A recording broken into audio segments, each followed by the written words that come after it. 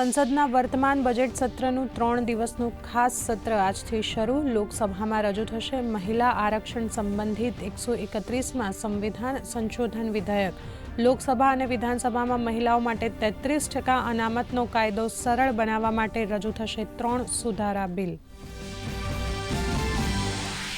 પ્રધાનમંત્રી નરેન્દ્ર મોદી આજે નવી દિલ્હીમાં ઓસ્ટ્રિયન સંઘીય ચાન્સેલર ડોક્ટર ક્રિશ્ચિયન સ્ટોકર સાથે કરશે ચર્ચા. ભારત ઓસ્ટ્રિયાના પરસ્પર સહયોગ તેમજ હિતના મુદ્દાઓ પર થશે વાતચીત. ચાન્સેલર સ્ટોકરની ભારતની છે આ પહેલી મુલાકાત.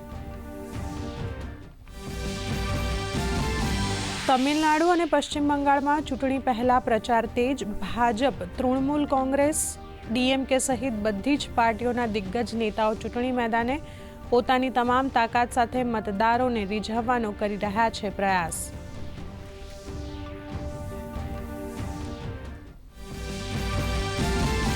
પશ્ચિમ એશિયાઈ સંઘર્ષ વચ્ચે અમેરિકાએ ઈરાનના તેલ ઉદ્યોગ પર લગાવ્યું વધુ કડક પ્રતિબંધ.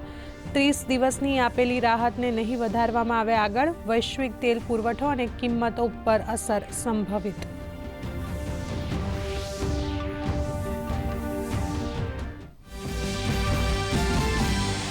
મુખ્યમંત્રી ભૂપેન્દ્ર પટેલે મહેસાણામાં વિકાસ સંકલ્પ સભામાં આપી હાજરી. મુખ્યમંત્રીએ કહ્યું, ભાજપનો દરેક કાર્યકર સતત પ્રજા વચ્ચે રહીને કરે છે કાર્ય, જ્યારે અન્ય રાજકીય પક્ષો અને કાર્યકર્તાઓ ફક્ત ચૂંટણી સમયે જ મળે છે જોવા.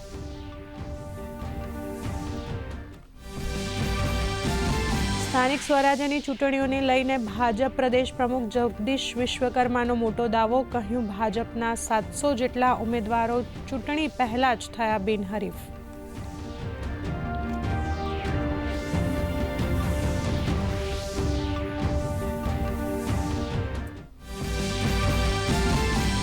ભારતીય ચેસ ખેલાડી આર વૈશાલીએ સાયપ્રસમાં યોજાયેલી FIDE મહિલા કેન્ડિડેટ ટુર્નામેન્ટનો જીત્યો ખિતાબ. આ જીત સાથે વૈશાલીએ વર્લ્ડ ચેસ ચેમ્પિયનશિપમાં મેળવ્યું સ્થાન, જ્યાં હવે તેનો મુકાબલો થશે ચીનની જુ વેન જૂન સામે.